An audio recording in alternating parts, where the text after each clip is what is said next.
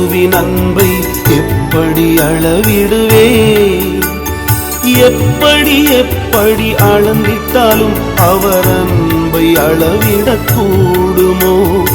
எப்படி எப்படி அளந்திட்டாலும் அவர் அன்பை அளவிடக்கூடுமோ?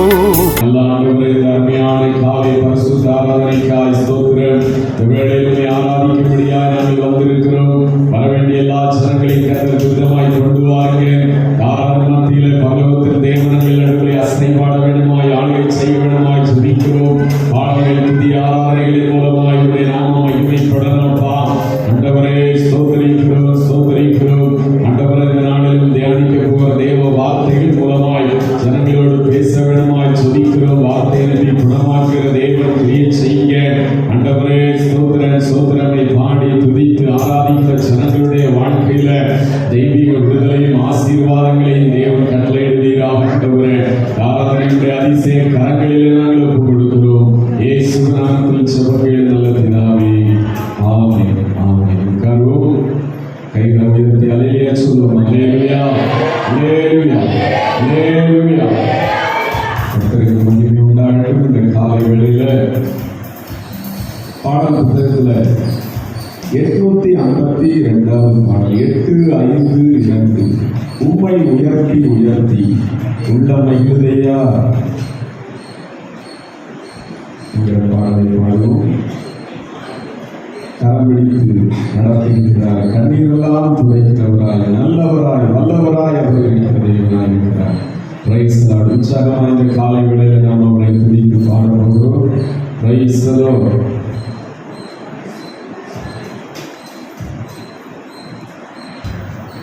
உம்மை உயர்த்தி உயர்த்தி உள்ளம் மகிழுதையா, உம்மை நோக்கி பார்த்து இதயம் துள்ளுதையா. உம்மை உயர்த்தி உயர்த்தி உள்ளம் மகிழுதையா,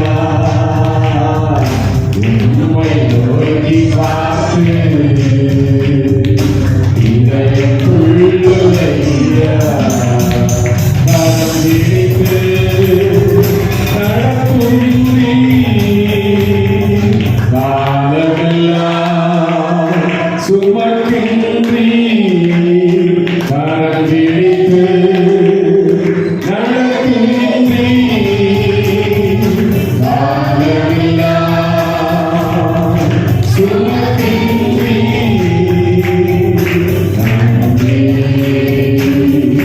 நன்றி,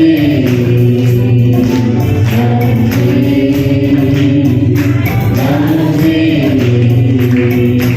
உம்மை உயர்த்தி உயர்த்தி உள்ளம் மகிழுதையா, உம்மை நோக்கி பார்த்து இதயம் துள்ளுதையா. உம்மை உயர்த்தி உயர்த்தி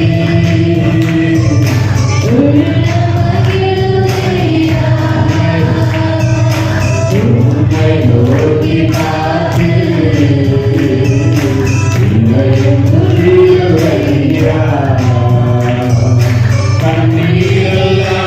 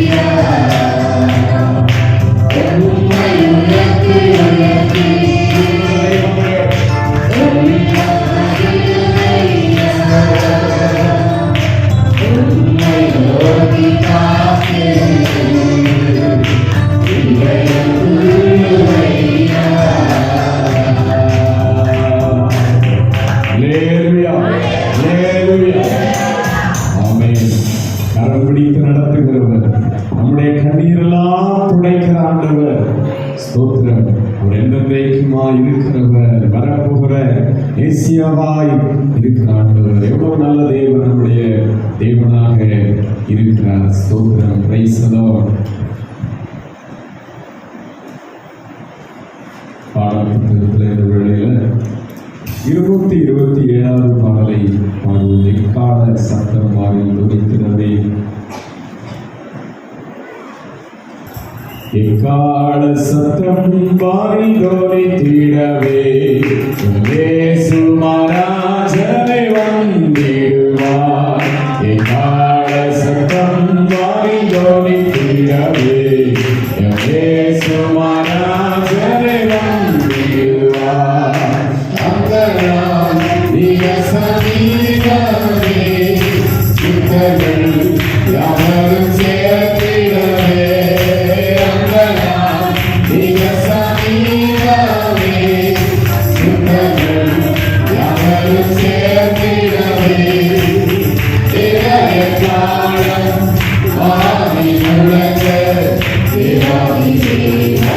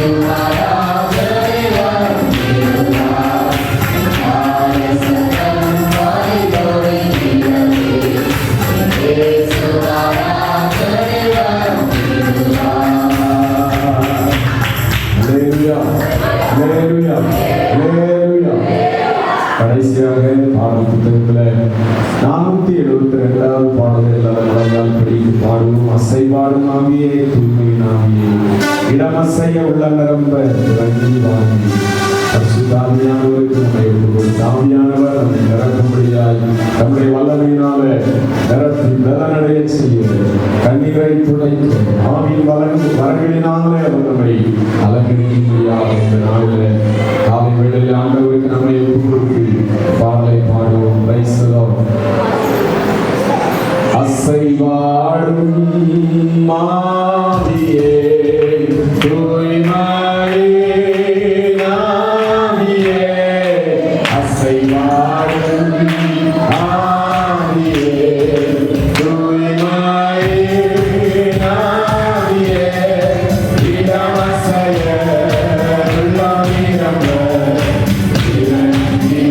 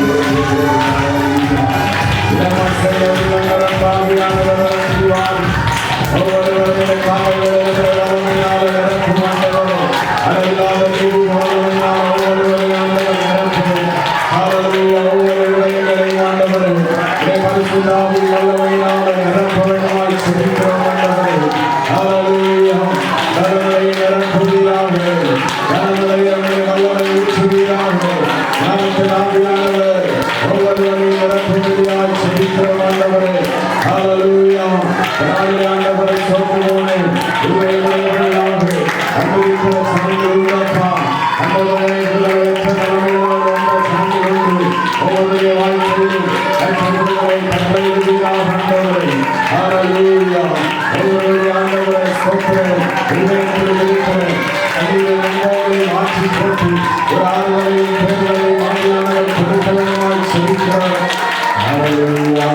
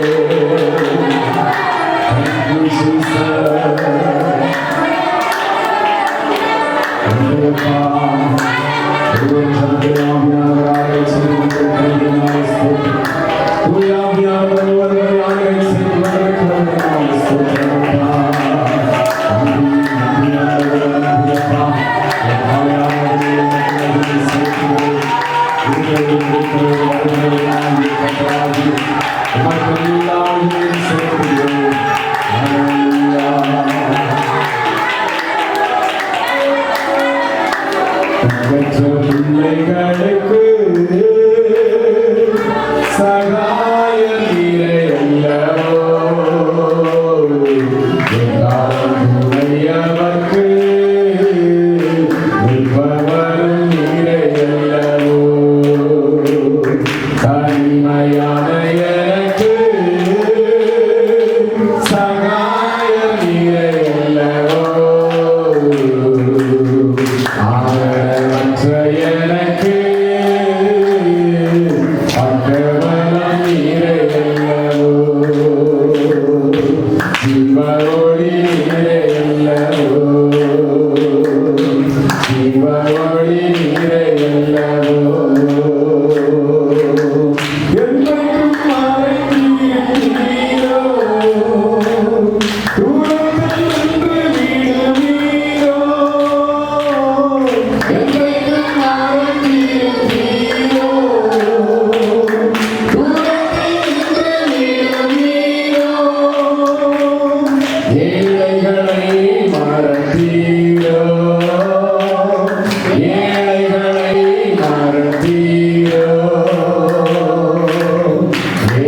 இயேசுவே மனம் இறங்கும்,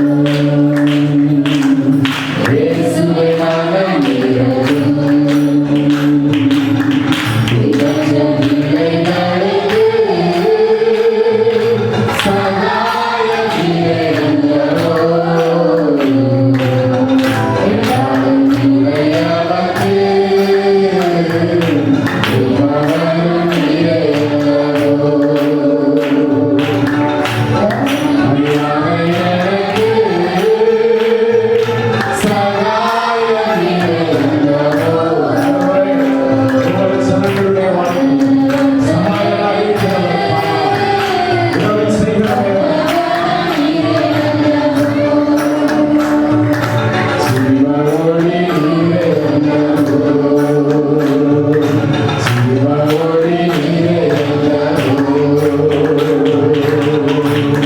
கர்த்தாவே எழுந்தருளோ.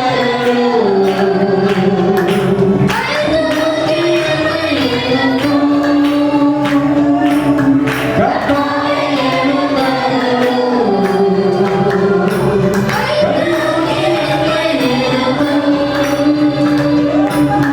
தீமைகள் என்னை சூழும் நேரம், தீமைகள் என்னை சூழும் நேரம், தூயவரே ரட்சியும், தூயவரே ரட்சியும். விபச்சமில்லை நடைக்கு சகாயம் இறைவனோ.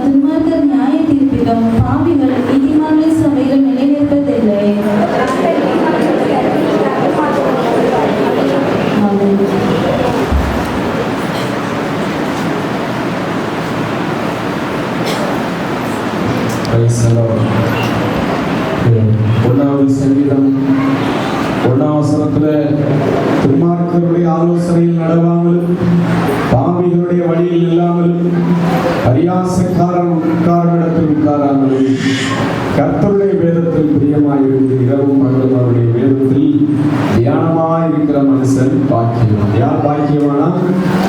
துன்மார்க்கருடைய ஆலோசனையில் நடவான். துன்மார்க்கர்னா யாரு? சோத்திரன்.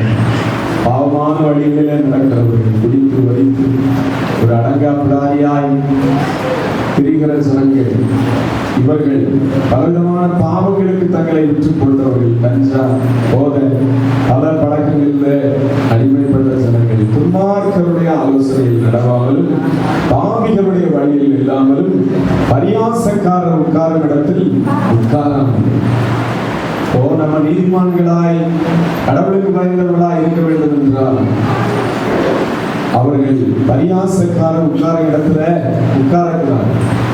மற்றவர்களை கிண்டல் அடிக்கிறவர்கள், மற்றவர்களை வார்த்தைகளினால நோக்கப்படுகிறவர்கள், அவர்கள் அப்படிப்பட்ட ஜனங்களோடு நம்மை ஐக்கியப்பட்டு அவர்கள் உட்கார்ந்த இடத்துல உட்கார்ந்து அவர்களோடு சேர்ந்து நடப்போம்னா நம்ம கர்த்தருடைய வழியில நடக்க முடியாது. 2ஆம் வசனத்திலே கர்த்தருடைய வேதத்தில் பிரியமாயிருந்து இரவும் பகலும் அவருடைய வேதத்தில் தியானமாயிருக்கிற மனுஷன் பாக்கியவான்.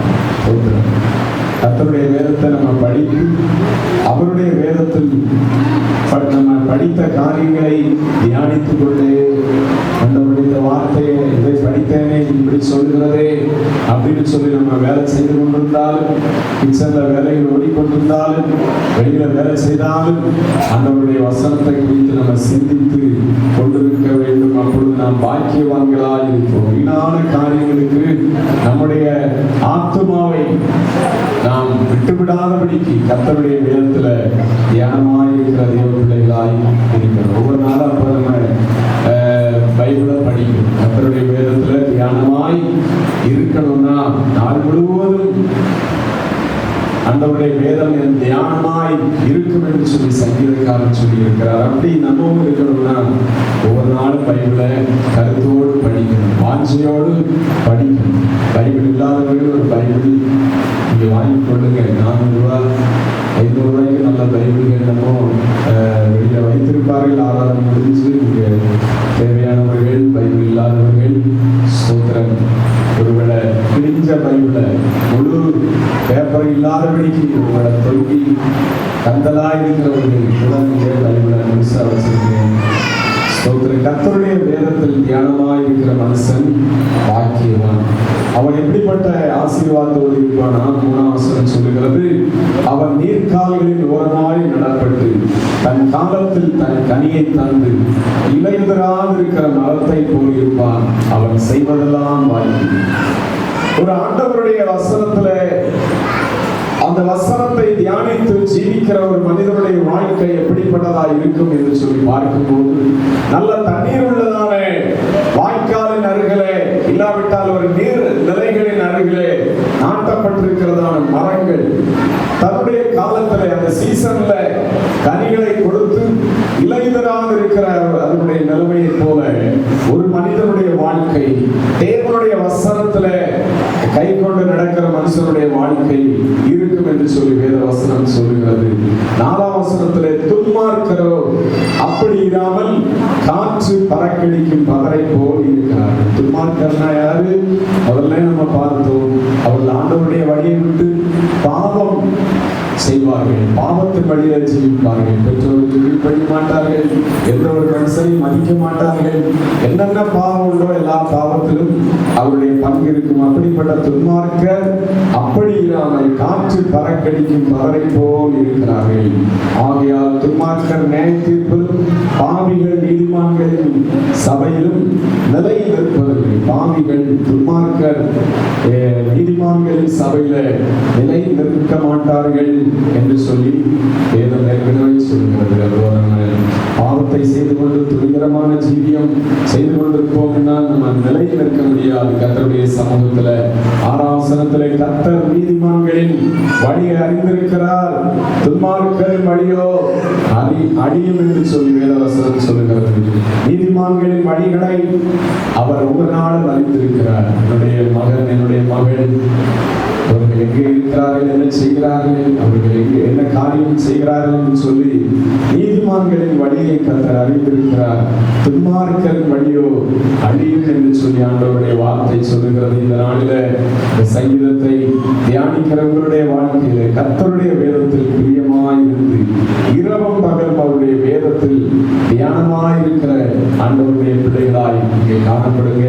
இவருடைய வாழ்க்கை பசுமையான இலைகளை உடைய அருமையான கனிகளை கொடுக்கிற மரங்களை போல செழிப்புள்ளதாய் காணப்படும். கர்த்தர்களை ஆசீர்வதிப்பார். வசனங்களின்படி ஒவ்வொருவரையும் ஆண்டவர் வழிநடத்தி சொல்ல எல்லாரும் ஸ்தோத்திரம் பண்ணுவோமா? ஸ்தோத்திரம், ஸ்தோத்திரம், ஸ்தோத்திரம். உட்காருங்க. இந்த வேளையிலும் சாட்சிகள், யாராவது முக்கியமான சாட்சிகள் சொல்ல விரும்பினா இங்கே சொல்லுங்க.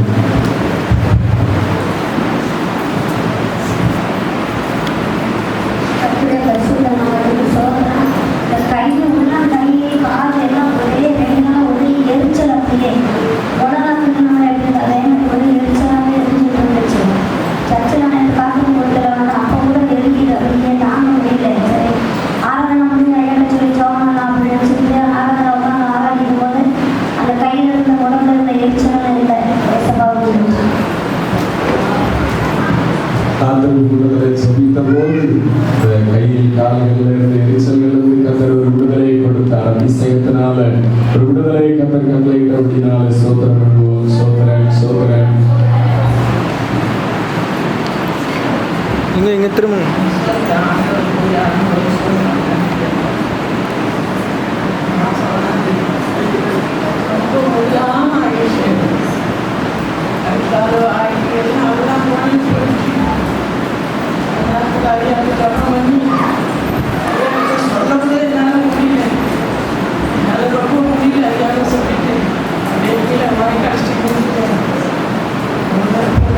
ஆசை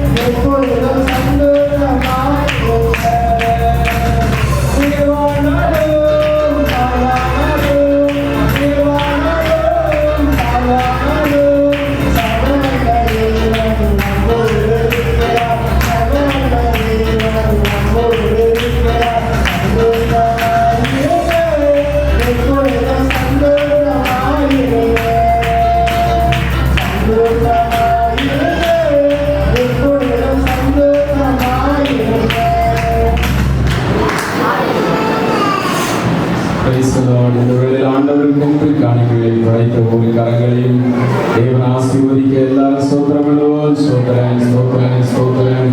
ஜனங்கள் கைது செய்கிற வேலைகள், தொழில்கள், வியாபாரங்கள் எல்லாவற்றிலும் கூட இருந்து கர்த்தர் ஆசீர்வதித்து நடத்த ஸ்தோத்திரம் பண்ணுவோம். Praise the Lord. Hallelujah. Hallelujah. ஆமென். வியாதி போராட்டங்கள் உள்ளதான ஒவ்வொருவருக்காக கர்த்தர் விடுதலை கொடுக்கணும். பத்மா ஜோரத்திலிருந்து கர்த்தர் விடுதலை கொடுக்க ஸ்தோத்திரம் பண்ணுவோம். ஸ்தோத்திரம் ஸ்தோத்திரம் ஸ்தோத்திரம். ஆமென். வசந்த அம்மாவுக்கு அந்த காலையில நல்ல விடுதலை கொடுக்க ஸ்தோத்திரம் பண்ணுவோம்.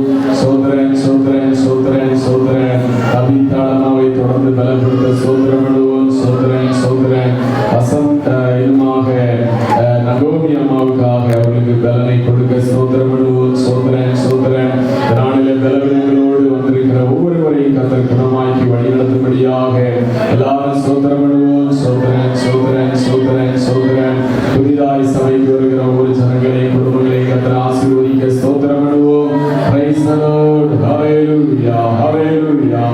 ஆமென். கடந்த நாட்களில் புதிதாய் வந்து கொண்டிருக்கிறதானே ஒவ்வொருவருக்காக குறிப்பாக ஸ்தோத்திரம் அரவிந்த் சகோதரனுக்காக அவருடைய வாழ்க்கையை ஆசீர்வதிக்கணும், குடும்ப பிரிவினைகளை மாற்றணும். எல்லாரும் ஸ்தோத்திரம் பண்ணுவோம். ஸ்தோத்திரம் ஸ்தோத்திரம் ஸ்தோத்திரம் ஸ்தோத்திரம். ஆமென். இன்றைக்கு வந்ததான தீபன் சகோதரனுக்காக அவருடைய குடும்பத்தை கர்த்தர் ஆசீர்வதிக்க எல்லாரும் கர்த்தரை ஸ்தோத்திரம் பண்ணுவோம். ஸ்தோத்திரம் ஸ்தோத்திரம் ஸ்தோத்திரம் ஸ்தோத்திரம். Praise the Lord. அதுபோல ஜீவரத்னம் கடந்த நாட்களில் வந்த சகோதரன் ஆசீர்வதிக்க தொடர்ந்து வர ஸ்தோத்திரம் பண்ணுவோம். ஸ்தோத்திரம் ஸ்தோத்திரம் ஸ்தோத்திரம். பிரியா இருக்கிற சகோதரி குடும்பத்துக்காக ஆசீர்வதிக்க ஸ்தோத்திரம் பண்ணுவோம். ஸ்தோத்திரம் ஸ்தோத்திரம் ஸ்தோத்திரம் ஸ்தோத்திரம் ஸ்தோத்திரம். அவருடைய வாழ்க்கையிலும் சத்தியத்தை அறிந்து கொள்ளவும் ஆண்டவருக்காய் நிலைத்து நிற்கவும் கர்த்தர் உதவி செய்ய ஸ்தோத்திரம் பண்ணுவோம். ஸ்தோத்திரம் ஸ்தோத்திரம். சபையில் திருமணம் நடக்க வேண்டிய சகோதர சகோதரிகளுக்காய் நல்ல ஆவிக்குரிய திருமணங்கள் நடக்க ஸ்தோத்திரம் பண்ணுவோம். Praise the Lord. ஸ்தோத்திரம் ஸ்தோத்திரம் ஸ்தோத்திரம். நம்முடைய தேசத்துல இந்த கொரோனா வைரஸுடைய பாதிப்புகள் கொஞ்சம் குறையும்படியாய் கர்த்தர் உதவி செய்தார். கடந்த நாட்களில் சபைகளுக்கு எதிராய் ஆராதனைகள் நடத்த முடியாதபடிக்கு இந்த தடைகள் எல்லாம் நீக்கி தேவன் செய்த நன்மைகளுக்காய் ஸ்தோத்திரம் பண்ணுவோம். ஸ்தோத்திரம் ஸ்தோத்திரம். தொடர்ந்து விடுதலையோடு ஆராதனைகள் ஊழியங்கள் எல்லாம் நடைபெற கர்த்தர் உதவி செய்ய ஸ்தோத்திரம் பண்ணுவோம். Praise the Lord. Hallelujah. ஆமென். ஆலயத்துக்கு வராமல் இருக்கிற மாற்ற கிரியையோடு இருக்கிற ஜனங்கள் ஒவ்வொருவருக்காக விடுதலையாக்கி தேவ சமூகத்திலே ஆராதிக்கவும் சாட்சியாய் நிறுத்தப்படவும் ஸ்தோத்திரம் பண்ணுவோம். Praise the Lord. Hallelujah. Hallelujah. ஆமென். ஸ்தோத்திரம். இந்த வேளையிலும் நாம் தியானிக்க போற தேவனுடைய வார்த்தைகளுக்காய் கர்த்தரை நமக்கு ஆசீர்வாதமாக்கி தரும்படியாய் எல்லாரும் ஸ்தோத்திரம் பண்ணுவோமா. ஸ்தோத்திரம் ஆண்டவரே. ஸ்தோத்திரம் ஸ்தோத்திரம் ஸ்தோத்திரம். ஆமென். நல்ல ஆண்டவரே, இந்த அருமையான நாளிலும் ஆண்டவரே உம்மை ஆராதிக்கும்படியாய் தொழுது கொள்ளும்படியாய் தேவன் எங்களுக்கு உதவி செய்தீர். ஆண்டவரே, இந்த நாளிலும் வந்து உம்மை ஆராதித்துக் கொண்டிருக்கிற ஒவ்வொரு ஜனங்களை நீர் ஆசீர்வதித்துக் கொண்டிருக்கிற தயவுக்காய் ஸ்தோத்திரம். இந்த நாளிலும் உமக்கென்று கொடுத்த காணிக்கைகளுக்கு தேவன் நூறத்தனையாய் பலனை திருப்பி கொடுக்க வேண்டுமாய் செபிக்கிறோம் கர்த்தாவே. ஆண்டவரே ஸ்தோத்திரம். இந்த நாளிலே கர்த்தர் ஜனங்களோடு பேசும் உம்முடைய வார்த்தைகள் மூலமாய் தொடர்ந்து பேசுங்க ஆண்டவரே. அப்பா ஸ்தோத்திரம் ஆண்டவரே. தியானிக்கப்படுகிற வார்த்தைகள் ஒவ்வொருவராலும் புரிந்து கொள்ளப்படத்தக்கதாய் இருக்கட்டும் கர்த்தாவே. போதித்து நடத்துகிற ஆவியானவர் ஒவ்வொருவருக்கும் ஆண்டவரை பிரயோஜனமாக்கிக் கொள்ளும். உம்முடைய ஆளுகைக்கு ஒப்புக்கொள்கிறோம். இயேசுவின் நாமத்தில் ஜெபங்கள் நல்ல பிதாவே. ஆமென். ஆமென்.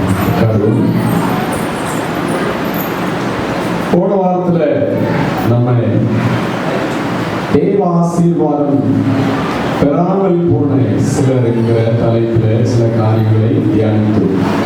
தேவனுடைய ஆசீர்வாதத்தை பெற்றுக்கொள்ளாமல் இருந்தவர்கள், தேவனுடைய ஆசீர்வாதத்தை பெற்றுக்கொள்ளாமல் போன 2 பேரை குறித்து காலையில நாம் தியானித்தோம். 2-3 பேரை குறித்து யாராவது சொல்லுங்க, என்ன தியானிச்சோம், யாரை குறித்து பார்த்தோம் அப்படின்னு சொல்லி கொஞ்சம் வாயை திறந்து சொல்லுங்க. சொல்லுங்க. பரிசேயன். தேவாலயத்துக்கு ஜெபம் பண்ண போன பரிசேயன். அவன் ஜெபம் சரியில்லை, அவருடைய வார்த்தைகள் சரியில்லை. எனவே ஜெபத்துக்கு பதில் கிடைக்காதபடிக்கு ஏமாற்றத்தோடு கடந்து போனான். அதுபோல லூசிபர் அவருடைய பெருமையினால அவன் கீழே விட தள்ளப்பட்டான் என்று சொல்லி பார்க்கிறோம். நேபுகாத்நேசருடைய பெருமையினால பெரிய அந்த ராஜா அவன் ராஜ்யத்தை இழந்து மாட்டை போல புல்லை மேயும்படியால் மாடுகளோடு வனாந்தரத்துக்கு அவன் போனான் என்று சொல்லி தானியேல் 4ஆம் அதிகாரத்திலிருந்து தியானித்தோம்.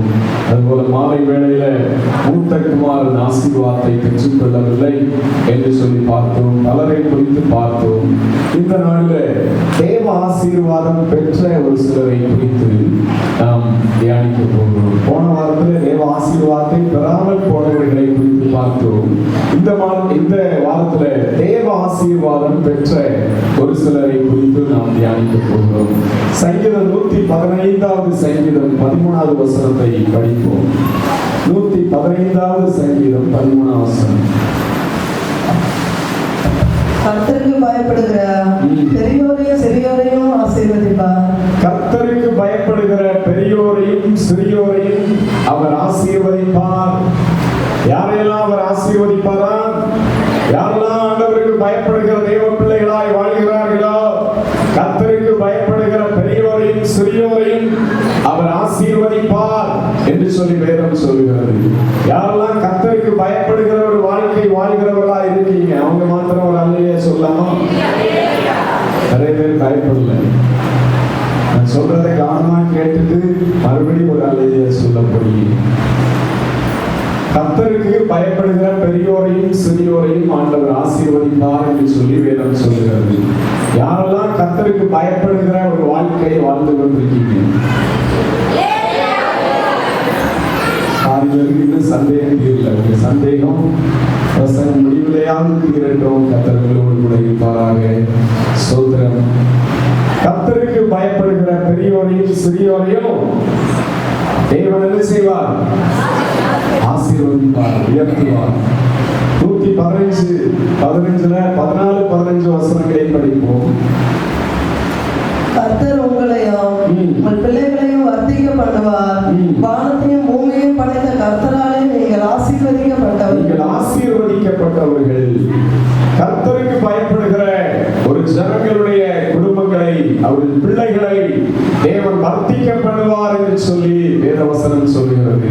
கர்த்தர் உங்களையும் உங்கள் பிள்ளைகளையும் வர்த்திக்க பண்ணுவார்.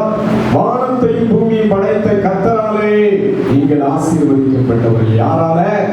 வானத்தையும் பூமியையும் படைத்த அந்த கடவுளால நீங்கள் ஆசீர்வதிக்கப்பட்டவர்கள் என்று சொல்லி வேதவசனம் சொல்லுகிறது. இந்த காலை வேளையில வந்திருக்கிறவங்களுடைய வாழ்க்கையில நீங்கள் கர்த்தருக்கு பயப்படுகிற பயத்தோடு கூட வாழுங்க. கர்த்தருக்கு பயப்படுகிற பயத்தோடு கூட உங்கள் குடும்பங்களை, பிள்ளைகளை நடத்தி செல்லுங்க. ஆண்டவர் உங்களை கண்டிப்பாக ஆசீர்வதிப்பார். வானத்தையும் பூமியையும் படைத்த கர்த்தராலே நீங்கள் ஆசீர்வதிக்கப்பட்டவர்கள். ஸ்தோத்திரம்.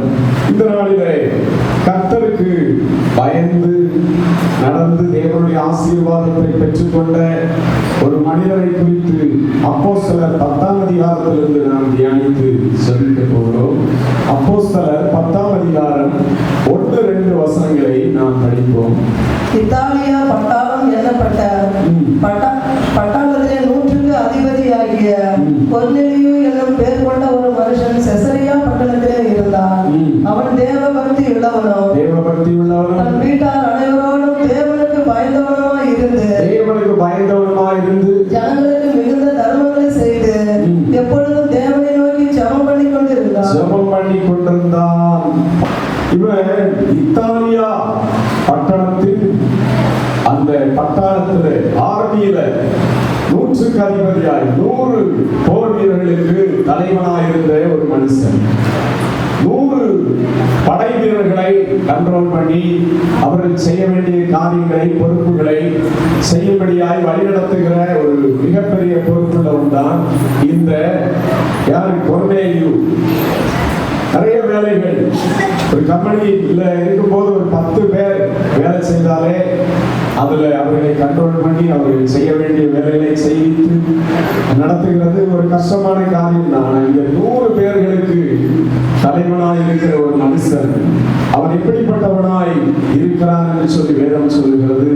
அவன் மற்றவர்களை மதிக்காதவன், அவன் லஞ்சம் வாங்குகிறவன், அவன் சரியில்லாதவன் அப்படின்னு சொல்லி வேதம் சொல்லுதா? இல்லை. அவனை குறித்த 2ஆம் வசனத்திலே நாம் படித்தோம், அவன் தேவ பக்தி உள்ளவனும் தன் வீட்டார் அனைவரோடும் தேவனுக்கு பயந்தவனுமாய் இருந்தான். அவன் மாத்திரமல்ல, அவன் வீட்டார் அனைவரோடும் கூட தேவனுக்கு பயந்தவனாக காணப்பட்டான். கொர்நேலியுடைய வாழ்க்கையில பார்க்கும்போது வீட்டார் அனைவரோடும் கூட அவன் தேவனுக்கு பயந்தவனாயிருந்தான் என்று சொல்லி வேதவசனம் சொல்லுகிறது. அவன் தேவ பக்தி உள்ளவனும் தன் வீட்டார் அனைவரோடும் தேவனுக்கு பயந்தவனுமாயிருந்தான். வீட்டுல ஒரு ஆள் 2 ஆள் ஆண்டவருக்கு பயப்படுகிறவர்கள், செபிக்கிறவர்கள், தேவனை தேடுகிறவர்கள், ஆராதிக்கிறவர்கள் அப்படி அல்ல.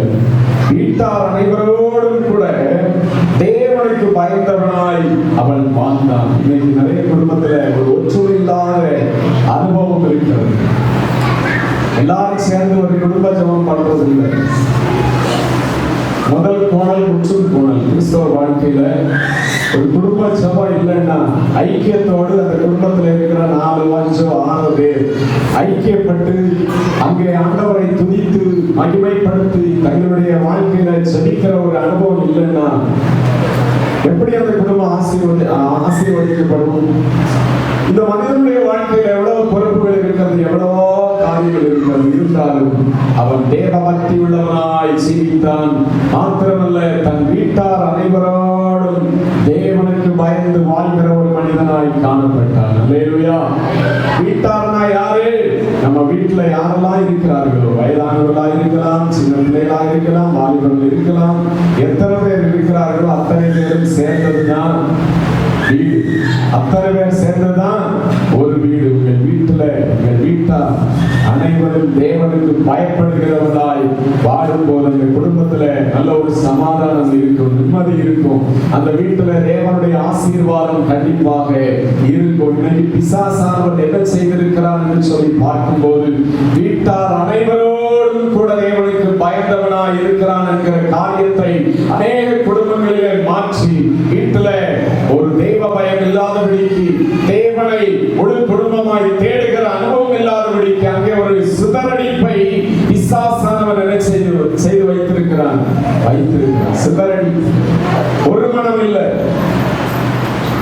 ஒற்றுமையோடு தேவனை தேடுகிற ஒரு எண்ணம் இல்லாதபடிக்கு அம்மா ஒரு பக்கம் ஜெபம், அப்பா ஜெபம் பண்ணுவாரா இல்லையோ, பிள்ளைகள் என்ன செய்கிறார்கள் என்று சொல்லி சில குடும்பங்களில் தெரியாது. இப்படிப்பட்ட வாழ்க்கை தான் இன்னைக்கு நிறைய குடும்பங்களிலே காணப்படுகிறது. ஸ்தோத்திரம். இந்த கொர்நேலியுடைய வாழ்க்கையில தேவனுடைய ஆசீர்வாதத்தை அவன் பெற்றுக் கொண்டான் என்று சொல்லி வேதம் சொல்லுகிறது. பரலோகம் அந்த கொர்நேலியுவை அங்கீகரித்தது. பரலோகம் அவனை பேசி நடத்துகிறதை வேதம் சொல்லுகிறது. அப்போஸ்தலர் 10ஆம் அதிகாரம் 3-4 வசனங்களிலே படிக்கும் போது பகலில் ஏறக்குறைய 9ஆம் மணி நேரத்திலே தேவனுடைய தூதன் தன்னிடத்தில் வரவும் கொர்நேலியே என்று அழைக்கவும் பிரத்யட்சமாய் தரிசனம் கண்டு அவனை உற்று பார்த்து பயந்து ஆண்டவரை என்ன என்றான். அப்பொழுது அவன் உன் ஜெபங்களும் உன் தர்மங்களும் தேவனுக்கு நினைப்பூட்டுதலாக உன் சந்ததியில் அவர் சந்ததியில் வந்து எட்டி இருக்கிறது என்று சொல்லி அந்த தேவதூதன் பேசுகிறதை பார்க்கிறோம். கொர்நேலியு தன்னுடைய வீட்டார் அனைவரோடும் தேவனுக்கு பயந்து ஜனங்களுக்கு தர்மங்களை செய்து இல்லாதவர்களுக்கு உதவி செய்து ஒரு தேவனுக்கு ஏற்ற ஒரு மனிதனாக அவன் காணப்பட்டான். மாத்திரமல்ல, எப்பொழுதும் தேவனை நோக்கி ஜெபம் பண்ணி கொண்டிருந்தான். நேரம் கிடைக்கும் போதெல்லாம் ஆண்டவரை நோக்கி பார்த்து ஜெபிக்கிற ஒரு மனிதன் தான் கொர்நேலியு என்று சொல்லி வேதம் சொல்லுகிறது. இன்னைக்கு நம்முடைய வாழ்க்கையில நாம் ஜெபிக்க முடிகிறதா? ஆண்டவருடைய சமூகத்துல எவ்வளவு நேரம் ஒவ்வொரு நாளும் ஜெபம் பண்ண முடிகிறது? கொஞ்ச நேரமாயிலும் ஜெபிக்கிறோமா? ஸ்தோத்திரம். இவ்வளவு பொறுப்புள்ள ஒரு மனிதன், இவ்வளவு பொறுப்புள்ள ஒரு மனிதன் அவன் ஜெபம் பண்ணி கொண்டிருந்தான். எப்பொழுதும் தேவனை நோக்கி ஜெபம் பண்ணி கொண்டிருந்தான் அப்படின்னு சொல்லி கர்த்தருடைய வார்த்தை சொல்லுகிறது. இன்னைக்கு சில ஆயிரங்கள் சம்பளம் வாங்குகிற ஜனங்கள் அவளை பிடிக்க முடிய மாட்டேங்குது. தேவனை தேட அவர்களுக்கு நேரம் இல்லை. தேவனை விட்டு அவரை ஆராதிக்கிறதை விட்டு ஒரு சின்ன வேலை கிடைச்சோன்னு அந்த வேலையை பிடித்துக் கொள்கிறார்கள். இந்த வேலை நிமித்தமாய் அவர்கள் தேவனை தேடாது இருக்கிறார்கள்.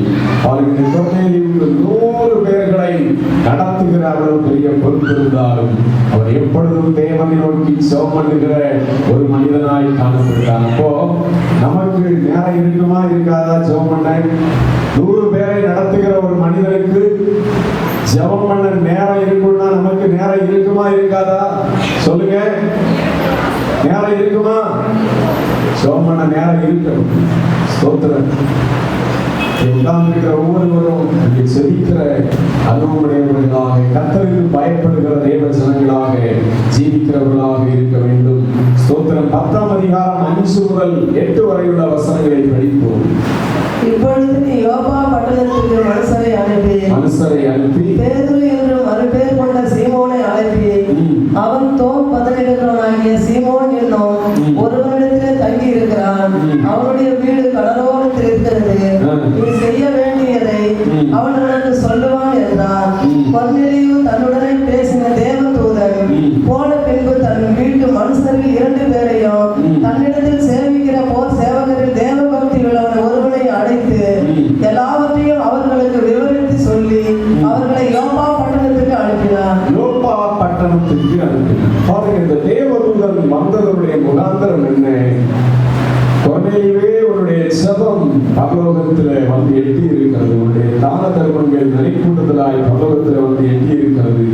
இப்பொழுதும் தேவன் உன்னை ஆசீர்வதித்து தம்முடைய வசனங்களினாலே ஆசீர்வதித்து உன்னை நடத்த விரும்புகிறார். எனவே பேதுருவை நீ அழைப்பித்து அவருடைய வார்த்தைகளை கேட்க வேண்டும் என்று சொல்லி தேவதூதன் மூலமாய் ஆண்டவர் சொல்லுகிறதை பார்க்கிறோம்.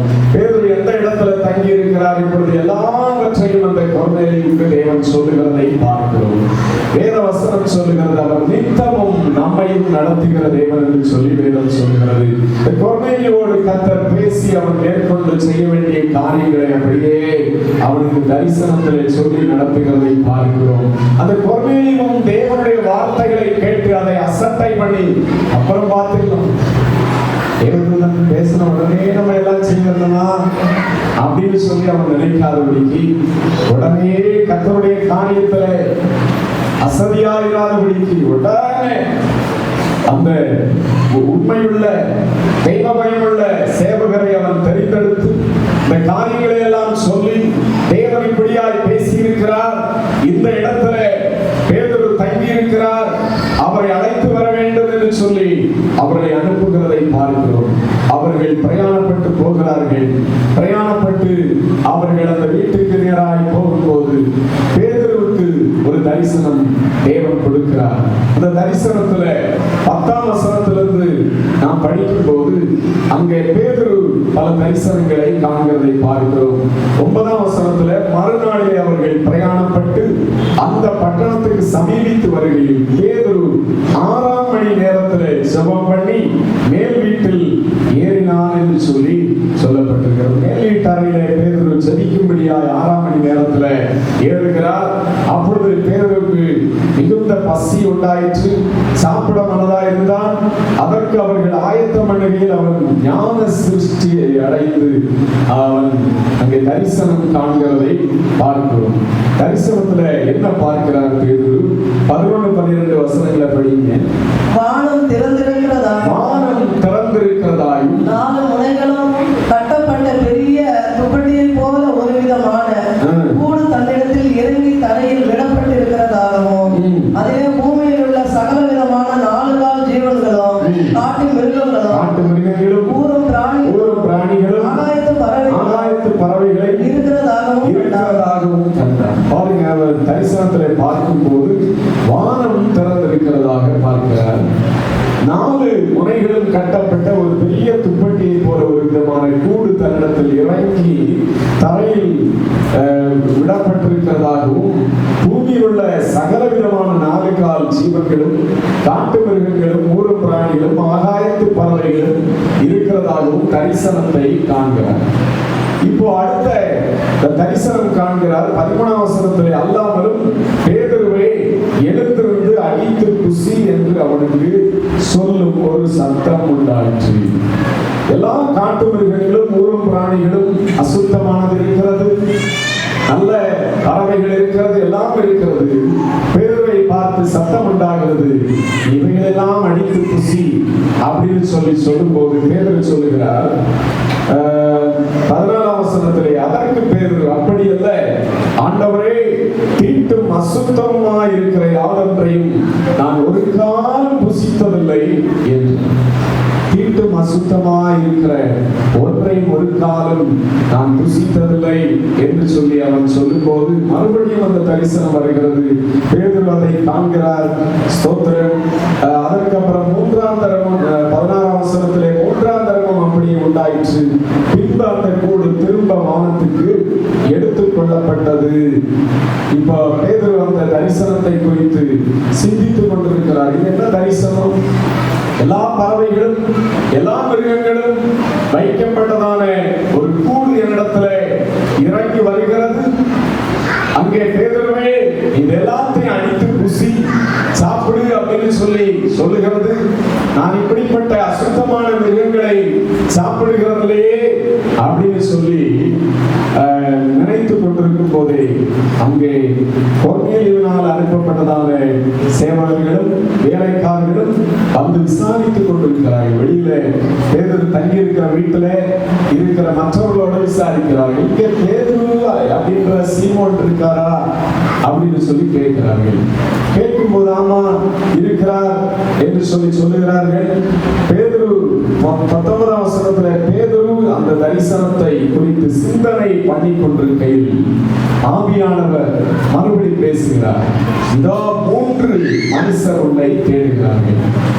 3 மனுஷர்கள் உன்னை தேடுகிறார்கள். நீ எழுந்து இறங்கி ஒன்றுக்கும் சந்தேகப்படாமல் அவர்களுடனே கூட போ, நானே அவர்களை அனுப்பினேன் என்று அவருக்கு சொன்னார். ஸ்தோத்திரம். பேதுருவுடைய சிந்தனை இப்பொழுது அந்த மிருகங்கள், பறவைகள், ஊரும் பிராணிகளே இருக்கிறது. என்னடா இது தரிசனம்? அடிச்சு புசியின சத்தம் கேட்குது அப்படின்னும் போதே ஆவியானவர் மறுபடி பேசுகிறார். 3 மனிதர்கள் உன்னை தேடி விசாரித்துக் கொண்டிருக்கிறார்கள். அவர்களோடு இறங்கி போய் நீ அவர்கள் மூலமாய் நான் அனுப்ப போகிற இடத்துக்கு போக வேண்டும் என்று சொல்லும்போது பேதுரு அதற்கு ஆண்டவருடைய வார்த்தைக்கு கீழ்ப்படிந்து அவர் கடந்து போகிறதை பார்க்கிறோம். 21ஆம் வசனத்தை படிங்க. அப்பொழுது பேதுரு கொர்நேலியுவினால் தன்னிடத்தில் அனுப்பப்பட்ட மனுஷரிடத்திற்கு இறங்கி போய், இதோ நீங்கள் தேடுகிறவன் நான் தான், நீங்கள் வந்திருக்கிற காரியம் என்ன என்றார். ஸ்தோத்திரம். பாருங்க, பேதுருவே இறங்கி போகிறார். இந்த மனிதர்களை சந்திக்கும்படியாய் தேவனுடைய வார்த்தையின்படி பேதுருவே கீழே இறங்கி போய், நான் தான் பேதுரு, உங்களுக்கு என்ன வேணும் அப்படின்னு சொல்லி அவளை கேட்டு உபசரித்து அதற்கப்புறம் மறுநாள் அவர்கள் அந்த மனிதரோடு பேதுரு கடந்து செல்கிறதை பார்க்க எவ்வளவு தயவு பாராட்டி அவனுக்கு முன்பாக அவனுக்காக கொர்நேலியுவுக்காக செபிக்கிற ஒரு தெய்வ பயமுள்ள கொர்நேலியுவுக்காக பேதுருவுக்கே தரிசனத்தை கொடுத்து இந்த பேதுருவை பக்குவப்படுத்தி அவனை இந்த பிரஜாதியாராகிய கொர்நேலியுவுடைய வீட்டுக்கு போகும்படியாக ஒரு பக்குவத்தை பண்ணி அனுப்புவதை பார்க்கிறோம். அந்த நாட்களில் நடைமுறைப்படி யூதர்கள் மற்ற பிரஜாதியார் ஜனங்களை வீட்டில் போகிறது அபூர்வமான காரியமாய் காணப்படும். பிரஜாதியாரை அற்பமாய் அவர்கள் நினைத்த நாட்களாக இந்த நாட்கள் காணப்பட்டது. அதன் மத்தியில தேவன் அந்த பேதுருவுக்கு தரிசனத்தை கொடுத்து இந்த பேதுரு இப்பொழுது பேதுருவே போய் இறங்கி அவரை சந்தித்து பெரிய அப்போஸ்தலன் பேதுரு பிரசங்கம் பண்ணும் போது 3000 5000 என்று சொல்லி ஜனங்கள் ரட்சிக்கப்பட்டார்கள். ஆனால் அதே பேதுரு இப்பொழுது சாதாரண ஒரு சில ஜனங்களுக்காக இறங்கி போய் அவர்களை கனப்படுத்தி, இவர்கள் எப்படிப்பட்டவர்களோ தெரியல, இவர்களுக்காக தேவனே எனக்கு தரிசனம் கொடுத்து மறுபடி ஆவியானவர்களோடு பேசுகிறார். நீ ஒண்ணுக்கு சந்தேகப்படாம அப்படின்னு சொல்லி சொல்றார். இவங்க ரொம்ப பயங்கரமான விஐபிகளா இருப்பாங்க போல இருக்கு அப்படின்னு சொல்லி அவர்களோடு அந்த பேதுரு இறங்கி போவதை பார்க்கிறோம். பாருங்க, செழிக்கிற தேவனுக்கு பயப்படுகிற ஜனங்களை ஆண்டவர் எந்த அளவுக்கு கனப்படுத்துகிறார் பாருங்க. எந்த அளவுக்கு அவர் கனப்படுத்தி ஆசீர்வதித்து நடத்துகிறார் என்பதை நாம் இங்கே பார்க்க முடிகிறது.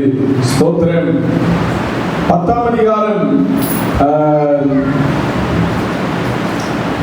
24வது வசனத்துல நாம் படிப்போம். மறுநாளிலே செசரியா பட்டணத்தில் பிரவேசித்தார்கள்.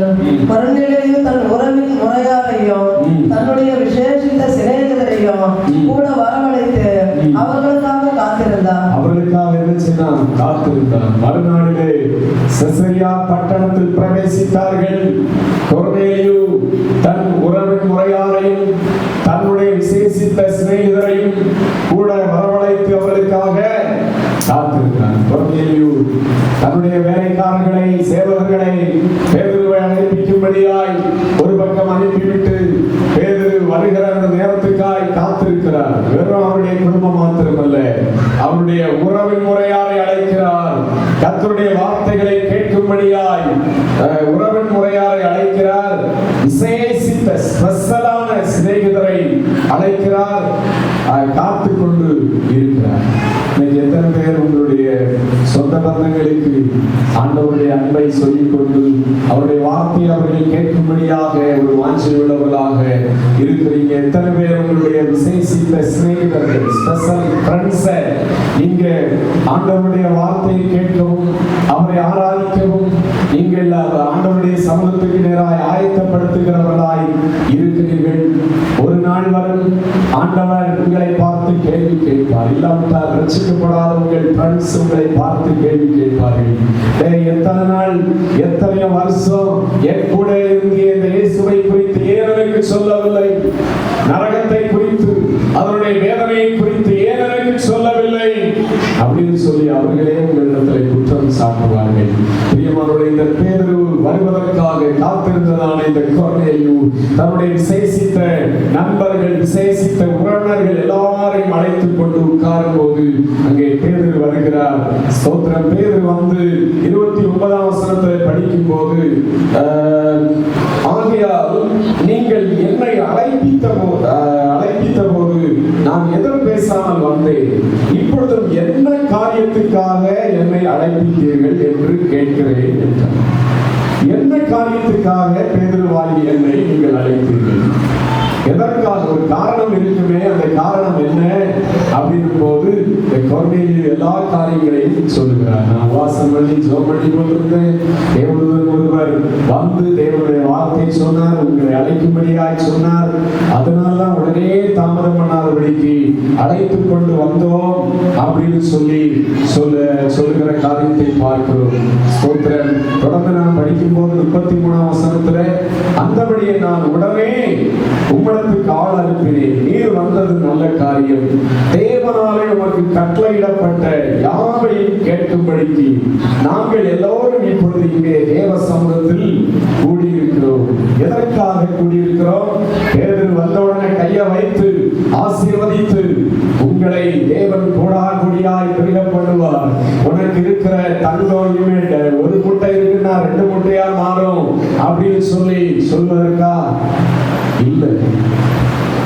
ஒரு பைக் இருக்கா 2 பைக்கா மாறும், ஒரு வீடு இருக்கா 2 வீடா மாறும் அப்படின்னு சொல்லி எங்களை ஆசீர்வதிப்பீங்க அப்படின்றதுக்காக உங்களை அழைத்தோம் அப்படின்னு சொல்லியிருக்கா? இல்லை.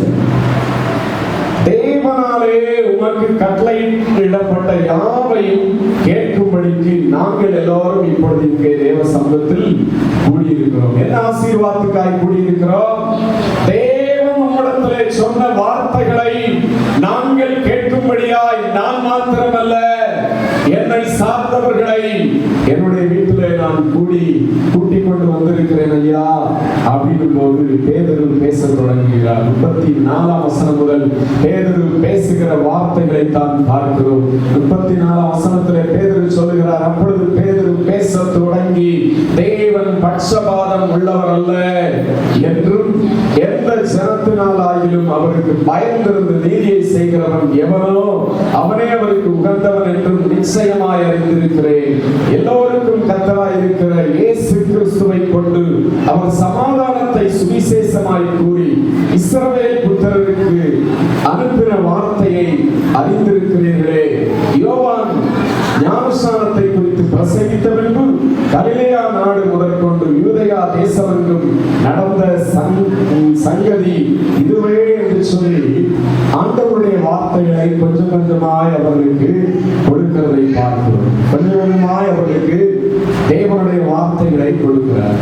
காரணம், இந்த ஜனங்கள் வார்த்தைகளை, தேவனுடைய வார்த்தைகளை கேட்க வேண்டும். அதனாலே அவர்கள் தெளிவடைந்து ஆசீர்வதிக்கப்பட வேண்டும் என்கிற வாஞ்சையோடு கூட தான் கூடி வந்திருக்கிறார்கள். நம்முடைய வாழ்க்கையில தேவனுடைய வசனத்தை படிக்கவும், தேவனுடைய வார்த்தைகளை கேட்கவும் வாஞ்சை அதிகமாய் நமக்கு இருக்க வேண்டும். நமக்கு தேவன் கொடுத்திருக்கிற ஆசீர்வாதமே வேத புத்தகம் தான். வேத புத்தகத்தில் உள்ள வார்த்தைகள் தான் இதை படிக்கிற ஒவ்வொரு மனிதரையும் இது ஆசீர்வாதத்திற்காய் நடத்தும். அவன் ஒருவேளை அறிவிலே குறைந்தவனாயிருந்தால் அந்த அறிவிலே குறைந்தவனை, பேதையாய் இருக்கிறவனை வேத புத்தகம் ஞானியாய் மாற்றும் என்று சொல்லி கர்த்தருடைய வார்த்தை சொல்லுகிறது.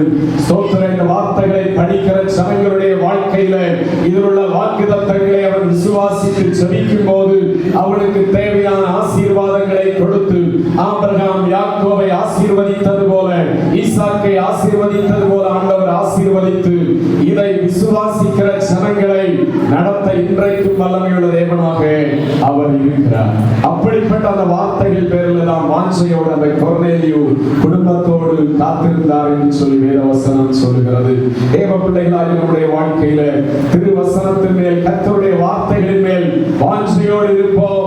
அது நம்முடைய வாழ்க்கையில ஆசீர்வாதத்தை கொண்டு வரும். உலக பிரகாரமான ஆசீர்வாதங்கள் மாத்திரமல்ல, ஆவிக்குரிய பிரகாரமாய் நாம் கர்த்தருக்குள்ளே நிலைத்து நின்று கனி கொடுக்கிற ஆசீர்வாதங்களை இந்த வேத வார்த்தைகள் நமக்கு கொடுக்கிறவைகளாய் இருக்கிறது.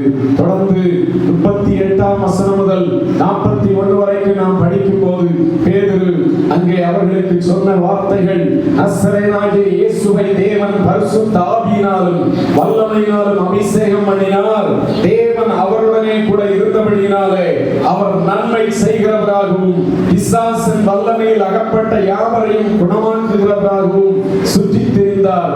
யூதருடைய தேசத்திலும் எருசலேமிலும் அவர் செய்தவைகள் எல்லாவற்றுக்கும் நாங்கள் சாட்சிகளாய் இருக்கிறோம். அவரை மரத்திலே தூக்கி கொலை செய்தார்கள். 3ஆம் நாளிலே தேவன் அவரை எழுப்பி பிரத்யட்சமாய் காணும்படி செய்தார். ஆயினும் எல்லா ஜனங்களுக்கும் பிரத்யட்சமாகும்படி செய்யாமல் அவர் மரித்தோரிலிருந்து எழுந்த பின்பு அவருடைய புசித்து குடித்தவர்களுக்கும் தேவனால் முன்பு நியமிக்கப்பட்ட சாட்சிகளுமாகிய எங்களுக்கு பிரத்யட்சமாகும்படி செய்தார். பேதுரு தன்னுடைய அனுபவத்தையும் சாட்சியும் இங்கே அந்த வீட்டில் சொல்லுகிறதை பார்க்கிறோம். ஆண்டவராய் இயேசு கிறிஸ்து இந்த உலகத்திலே நன்மை செய்கிறவராய், அற்புத அதிசயங்களை செய்கிறவராய், இந்த உலகத்தின் ஜனங்களுடைய பாவத்தை சுமந்து தீர்க்கும்படியாய் சிலுவையிலே அவர் மரிக்கும்படியாய் வந்தார்.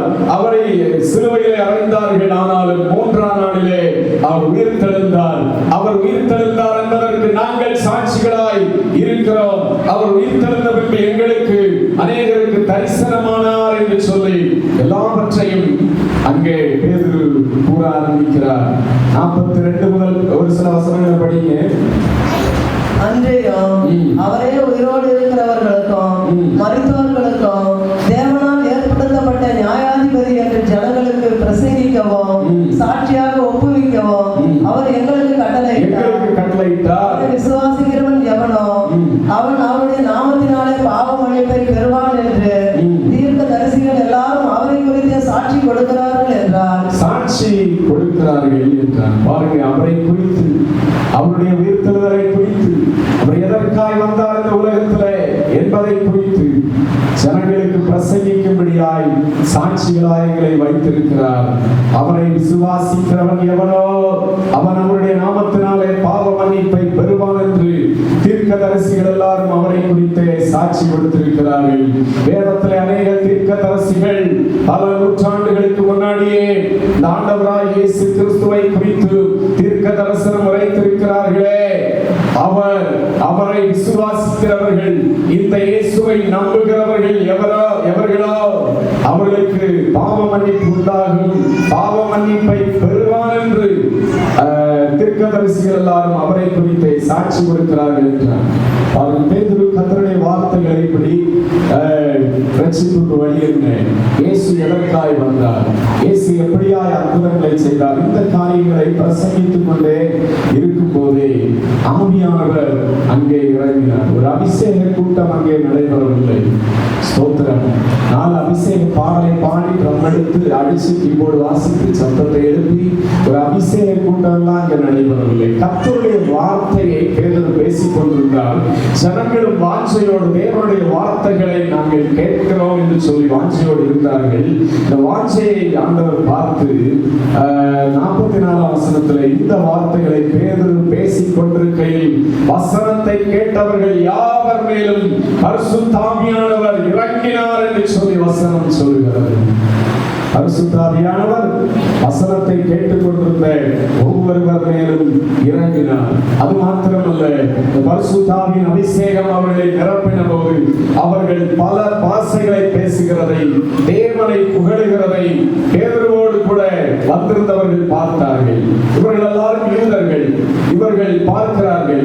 பேதுருவோட கூட வந்திருந்த விருத்தசேதனம் உள்ள விசுவாசிகள் கேட்கும் போது பரிசுத்த ஆவியின் வரம் புறஜாதிகளின் மேலும் பொழிந்தருளப்பட்டதை குறித்து பிரமித்தார்கள் என்று சொல்லி சொல்லப்பட்டிருக்கிறது.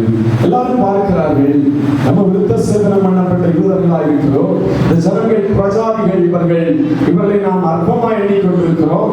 ஆனால் பரிசுத்த ஆவியானவர் இவர்களையும் அங்கீகரித்து இவர்களையும் தம்முடைய வல்லமையினால் நிரப்பி இவர்களையும் அந்நிய பாஷைகளை பேசும்படியாய் இவரை அங்கீகரித்திருக்கிறார் என்று சொல்லி ஆச்சரியமாய் பார்த்தார்கள். அங்கே 47ஆம் வசனத்திலே பார்க்கிறோம். அப்பொழுது பேதுரு நம்மை போல பரிசுத்த ஆவியை பெற்ற இவர்களும் ஞானஸ்நானம் பெறாதபடிக்கு எவனாயிலும் தண்ணீரை விலக்கலாமா என்று சொல்லி கர்த்தருடைய நாமத்தினாலே அவர்களுக்கு ஞானஸ்நானம் கொடுக்கும்படி கட்டளையிட்டார். அப்பொழுது சில நாள் அங்கே தங்கும்படி அவரை வேண்டிக் கொண்டார்கள் என்று சொல்லி தேவனுடைய வார்த்தை சொல்கிறது. பாருங்க, இந்த கொர்நேலியுடைய வாழ்க்கையில அவருடைய வாஞ்சைகள், அவருடைய செபங்கள், அவருடைய தேவ பக்தி எல்லாவற்றையும் பார்த்து அவருடைய வாழ்க்கையில அவர் மேற்கொண்டு அவர் விசுவாச வாழ்க்கையில புது உற்சாகத்தோடு அவர் வாழும்படியாகவும் அவரை சார்ந்தவர்கள் எல்லாரையும் ஆண்டவர் சந்தித்து ரட்சிக்கவும் சுத்தம் கொண்டதை பார்க்கிறோம். ஒரே ஒரு இந்த கொர்நேலியுடைய வாழ்க்கையில அவரிடத்திலே காணப்பட்டதான தெய்வ பக்தி, அவரிடத்திலே காணப்பட்டதான வீட்டார் அனைவரோடும் கூட தேவனுக்கு பயந்து ஜீவிக்கிற அனுபவம், எப்பொழுதும் ஜெபம் பண்ணி கொண்டிருக்கிற ஒரு அனுபவம் அநேகரை அந்த நாட்களிலே ஆண்டவருக்காக எழுப்பிற்று. எல்லாரும் பரிசுத்த ஆவியினாலே நிரப்பப்பட்டார்கள். ஆவிக்குரிய சகல ஆசீர்வாதங்களினாலும் அவர்கள் ஆசீர்வதிக்கப்பட்டார்கள். முதலாவது தேவனுடைய ராஜ்யத்தையும் அவருடைய நீதியும் தேடும் போது எல்லாம் கூட கொடுக்கப்படும். அவருடைய வாழ்க்கையில ஆவிக்குரிய ஆசீர்வாதங்களை பெற்று பரலோகத்தினுடைய அங்கீகாரத்தை பெற்றுக்கொண்ட ஜனங்களாக இருக்கும் போது அவர்கள் வாழ்க்கைக்கு தேவையான மற்ற எல்லா காரியங்களையும் ஆண்டவரே பார்த்து நடத்துவார். ஸ்தோத்திரம். நம்ம வாழ்க்கையில் கூட கொர்நேலியை போல அவருடைய குடும்பத்தை போல ஒரு தெய்வ பக்தி உள்ள குடும்பமாக வீட்டார் அனைவரோடும் கூட தேவனை தேடுகிற உண்மையுள்ள ஒரு குடும்பமாய் நம்மை ஒப்புக் கொடுக்க வேண்டியவர்களாய் காணப்படுகிறோம். இவர்கள் எல்லாரும் ஆண்டவருடைய சமூகத்திலே முழங்கால் படிக்கிறோம். கர்த்தாவே, எங்களுடைய வாழ்க்கையில் அந்த கொர்நேலியுடைய குடும்பத்தை போல ஆண்டவரைகளை மாற்றும் கர்த்தாவே. ஏதோ நாங்கள் ஆண்டவரே ஸ்தோத்திரம் கிறிஸ்தவர்களாய் இருக்கிறோம், எப்படியோ வாழ்கிறோம் அப்படின்னு அல்ல. ஆண்டவரே நம்முடைய ஆசீர்வாதத்தை பெற்றுக்கொள்ளத்தக்க அளவில் நாங்கள் வாழணும். ஆண்டவரே இந்த கொர்நேலியுடைய வாழ்க்கையை, அவருடைய குடும்ப வாழ்க்கையை பரலோகம் பார்த்து அங்கீகரித்தது. பரலோகம் அவரை அங்கீகரித்து நடத்தினது. பரலோகம் அவருக்காக ஒரு பந்தியை ஆயத்தப்படுகிறது. ஹல்லேலூயா. ஸ்தோத்திரம் ஆண்டவரே. ஹல்லேலூயா. ஓ மனுஷன் அப்பத்தினாலே மாத்திரமல்ல தேவனுடைய வாயிலிருந்து பிறக்கிற ஒவ்வொரு வார்த்தையினாலும் பிழைப்பான் என்று சொல்லி வேதம் சொல்கிறது. ஹல்லேலூயா. தேவனுடைய வார்த்தைகளை கொடுத்து ஒரு தெளிவுள்ள கிறிஸ்தவ ஜீவியம் இந்த கொர்நேலியும் அவருடைய நண்பர்களும் செய்யும்படியாய் அவர்களை ரட்சிப்புகளாய் நடத்தும்படியாய் தேவன் சித்தம் கொண்டாரு. ஸ்தோத்திரம். இன்றைக்கு கூட இந்த வார்த்தைகளை கேட்கிற உங்கள் வாழ்க்கையில உங்கள் குடும்பம் ஒரு பொறுமையில் இவருடைய குடும்பமாய் மாற வேண்டும். நீங்கள் இருக்கிற அந்த தெருவில், நீங்கள் இருக்கிற அந்த பகுதியில உங்கள் குடும்பம் பேருக்கு ஒரு கிறிஸ்தவமாய், உப்பு சப்பில்லாத ஒரு கிறிஸ்தவனாய் அல்ல, பொறுமையில் இவருடைய குடும்பமாய், எப்பொழுதும் தேவனை நோக்கி செபிக்கிற குடும்பமாய், எப்பொழுதும் தேவ பக்தி உள்ளவர்களாக ஒரு குடும்பமாய், கர்த்தருக்கு பயந்தவனாய் செபிக்கிற ஒரு குடும்பமாய் இருக்க வேண்டும் என்று சொல்லி தேவன் உங்களை குறித்து விரும்புகிறார். இந்த நாளில் ஆண்டவரிடத்திலே கேளுங்க. ஆண்டவரே, ஒரு கடமைக்காய் அல்ல, ஆண்டவரே வீட்டார் அனைவரோடும் கூட தேவனுக்கு பயந்தவராய் இருந்ததான கர்மேலினுடைய குடும்பத்தை போல என் குடும்பத்தை மாற்றுங்க ஆண்டவரே, எங்கள் குடும்பத்தை மாற்றுங்க ஆண்டவரே. கடமைக்கான ஒரு கிறிஸ்தவன், வெளி வேஷத்துக்காய் ஒரு கிறிஸ்தவ வாழ்க்கை அல்ல ஆண்டவரே. வீட்டார் அனைவரோடும் கூட தொழுது கொள்கிற ஒரு உண்மை நிலையான கிறிஸ்தவ வாழ்க்கைகளுக்கு வேண்டும். எல்லாரும் கேளுங்க. Hallelujah. Praise the lord, praise the lord, praise the lord. Hallelujah. எல்லாரும் ஆண்டவரிடத்துல கேளுங்க. வாயை திறந்து கேளுங்க. இதயத்தை ஆண்டவருக்கு நேராக்கி கேளுங்க. ஸ்தோத்திரம். ஆண்டவருடைய நாமத்துக்கு அசட்டையா யாரும் வாழாதபடி நாளைக்கு ஆண்டவரை ஒப்பு கொடுங்க. அவருடைய வார்த்தையை நேசித்ததான அந்த கொள்கையிலும் அவரை சார்ந்த எல்லாரும் பரிசுத்த ஆவியினால் நிரப்பப்பட்டார்கள். எல்லாரும் ஆச்சரியப்பட்டார்கள். இது எப்படி இவருடைய வாழ்க்கையில் நடந்தது? இதனுடைய ஞானசாமி எடுக்காத இவருடைய வாழ்க்கையில் பலரும் எப்படி இவர்களை அங்கீகரித்தது, பலரும் எப்படி இவரை ஆசீர்வதித்தது என்று சொல்லி ஆச்சரியப்படும்படியால் சொல்றார். இவருடைய வாழ்க்கை ஒரு ஆச்சரியத்துக்காக நடத்த தேவன் விரும்புகிறார். ஹல்லேலூயா, ஹல்லேலூயா, ஹல்லேலூயா. ஸ்தோத்திரம் ஆண்டவரே. ஹல்லேலூயா. ஜீசஸ். ஹல்லேலூயா, ஹல்லேலூயா. ஆசீர்வதியும் ஆசீர்வதியும் இயேசு கர்த்தாவே, யாக்கோபாய் நான் நம்பியுள்ளேன் இயேசு கர்த்தாவே. ஆசீர்வதியும் ஆசீர்வதியும் இயேசு கர்த்தாவே, யாக்கோபாய் நான் நம்பியுள்ளேன் இயேசு கர்த்தாவே. இன்றே வேண்டுமே போத்தாருவே, இன்றே வேண்டுமே போத்தாருவே. உதேவிந்தாரு மைரேனா, ஒரு தேவிந்தாரு மைரேனா. ஆசீர்வதியும் ஆசீர்வதியும் இயேசு கர்த்தாவே, நம்பியுள்ளேன் இயேசு கர்த்தாவே. ஆசீர்வதியும் ஆசீர்வதியும் இயேசு கர்த்தாவே, யாக்கோபாய் நம்பியுள்ளேன் இயேசு கர்த்தாவே. என்றவற்றை ஏற்றுக்கொள்ளுமே, என்னை நிறைவேற்றுவே. என்றவற்றை ஏற்றுக்கொள்ளுமே, நிறைவேற்றுவே. உண்மை எல்லாம் என்னை யார் நடத்துவார், உண்மை எல்லாம் என்னை யார் உயர்த்துவார், உண்மை எல்லாம் என்னை யார் நடத்துவார். உயர்த்துவார். ஆசீர்வதியும் ஆசீர்வதியும் கர்த்தாவே, யாக்கோபாய் நம்பியுள்ளேன் கர்த்தாவே. ஆசீர்வதியும் ஆசீர்வதியும் கர்த்தாவே, நம்பியுள்ளேன் கர்த்தாவே. என் ஜீவனை எனக்கு வேண்டுமே, எங்கள் வாழ்வு செழித்தோங்குவே. என் ஜீவனை எனக்கு வேண்டுமே, எங்கள் வாழ்வு செழித்தோங்குவே. நீர் வேண்டும் கர்த்தாவே, என் வாழ்விலே அதுபோல் என்றென்றும் நீர் சொல்லுவே.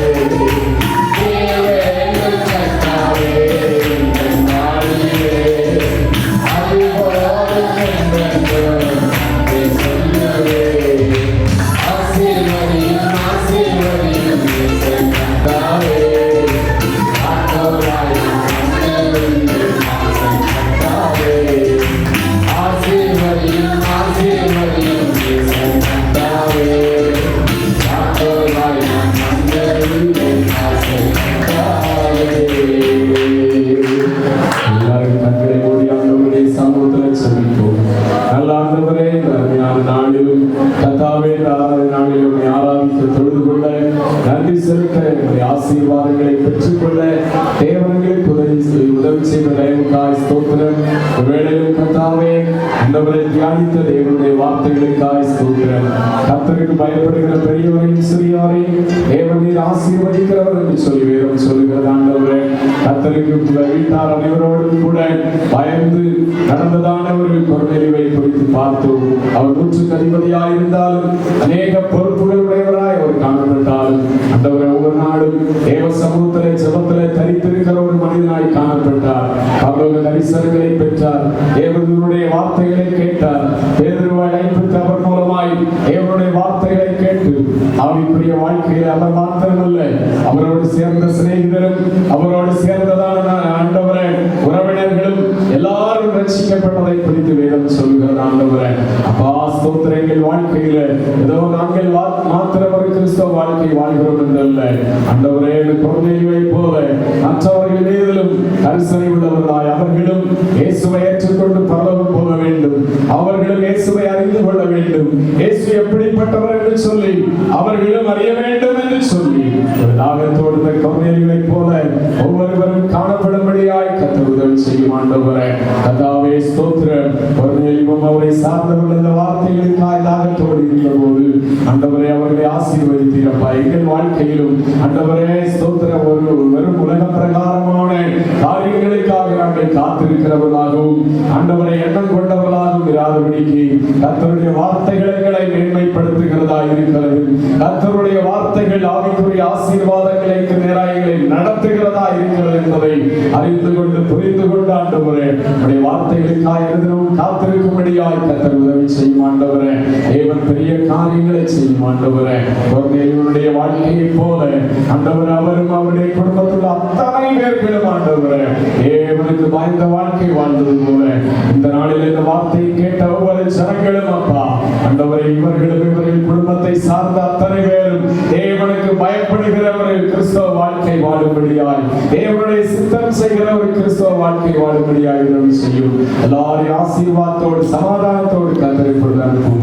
இயேசுவின் நாமத்தில் ஜெபங்கள் நல்ல பிதாவே, ஆமென். நம்முடைய கர்த்தரும் ரட்சகருமாய் இயேசு கிறிஸ்துவின் கிருபை, பிதாவாகிய தேவனுடைய அன்பும் பரிசுத்த ஆவியானவருடைய அந்யோன்ய ஐக்கிய சிநேகமும் இன்றும் என்றும் சதா காலங்களிலும் நம் அனைவரோடும் கூட தங்கியிருப்பதாக. ஆமென். ஆத்துமாவே கர்த்தரை ஸ்தோத்திரி, முழுவதுமே அவருடைய பரிசுத்த நாமத்தை ஸ்தோத்திரி. ஆத்துமாவே கர்த்தரை ஸ்தோத்திரி, கர்த்தர் செய்த சகல உபகாரங்களை மறவாதே. ஆமென். அல்லேலூயா, அல்லேலூயா, அல்லேலூயா. கர்த்தர் உங்களை ஆசீர்வதிப்பார். நேசரின் அன்பை நினைத்து நினைத்து கவலை மறந்தே வாழ்கிறேன். நேசரின் அன்பை நினைத்து நினைத்து கவலை மறந்தே வாழ்கிறேன். எந்தன் சொந்தம் எல்லாம் அவரே, எந்தன் சொந்தம் எல்லாம் அவரே. கர்த்தரின் அன்புக்கு இணையில்லையே. அன்பின் தேவன் இயேசுவின் அன்பை எப்படி அளவிடுவேன்?